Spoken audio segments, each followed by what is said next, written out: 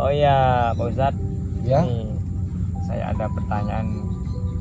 Tadi ada ibu-ibu bahkan saudara saya itu bertanya, Pak Ustadz, kalau dalam keadaan haid seorang perempuan itu kan kadang ingin mengajar anaknya, ingin mengajar kerabatnya biasanya itu. Tapi dia kendalanya dalam keadaan haid.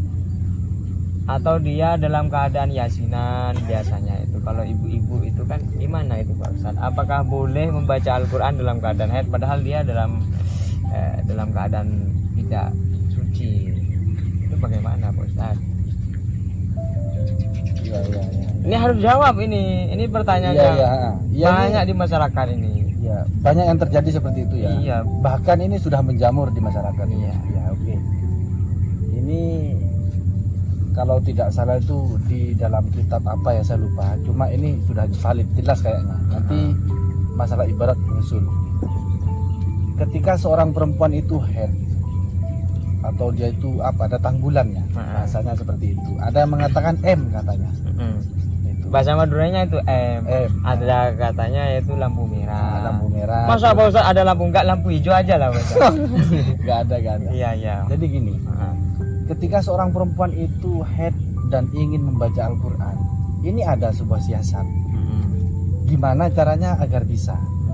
Dalam artian boleh membaca Al-Quran dengan tanpa menyentuh kepada hukum haram. Berarti ya maksudnya ya terus Pak Ustadz. Jadi dia itu cukup untuk qasdud dzikri. Dia bisa membaca Al-Quran dengan qasdud dzikri, bermaksud untuk berzikir, membaca Al-Qurannya. Ini nggak apa-apa dalam keadaan haid, boleh. Tapi kita itu masih pun boleh membaca berzikir. Itu apa kita tetap diperbolehkan untuk menyentuh tulisan Al-Qur'annya? Itu bagaimana?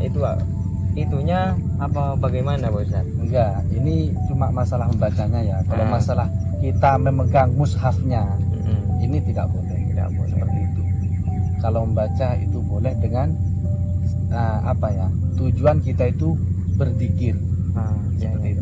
Terus kemudian Pak Ustadz itu ada kasus biasanya kalau orang ngaji biasanya pas waktu itu nggak punya auto.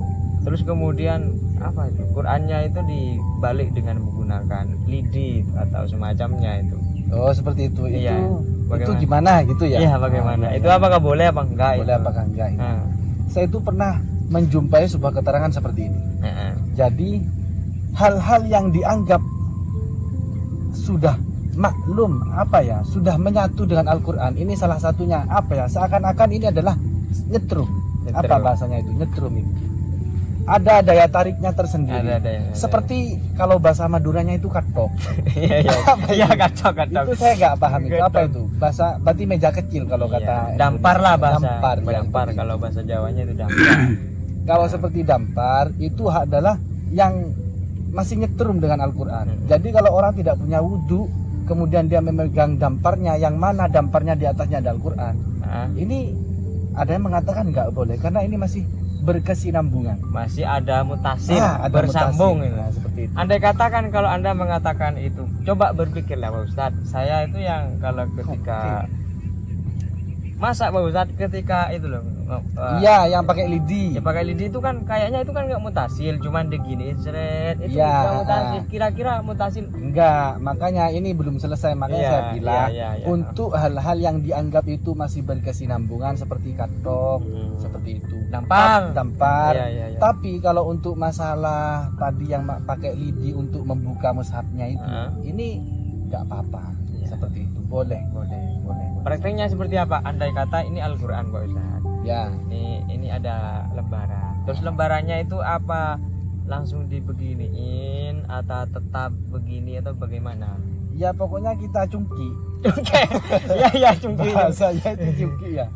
Ya dicungki itu dibuka lembarannya. Itu kemudian begini seperti itu. Intinya nggak masalah. Itu bisa dipertanggungjawabkan jawabannya. Ya insya Allah bisa dipertanggungjawabkan untuk masalah apa ya? Ibaratnya nanti saya carikan ya.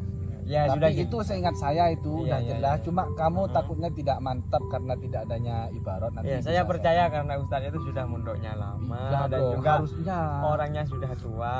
Iya. Terus kemudian tapi sayangnya nggak kawin-kawin itu. belum, soalnya ini masih proses. Ya proses dalam Doanya aja ya. ya doa. Tetap karena kita sama-sama masih jomblo ya. Iya. Sama jomblo. Jadi udah satu perjuangan ini.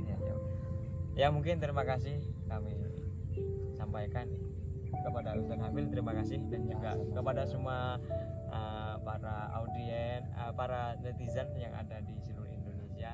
Kami ucapkan terima kasih. Jangan lupa subscribe, share, dan like.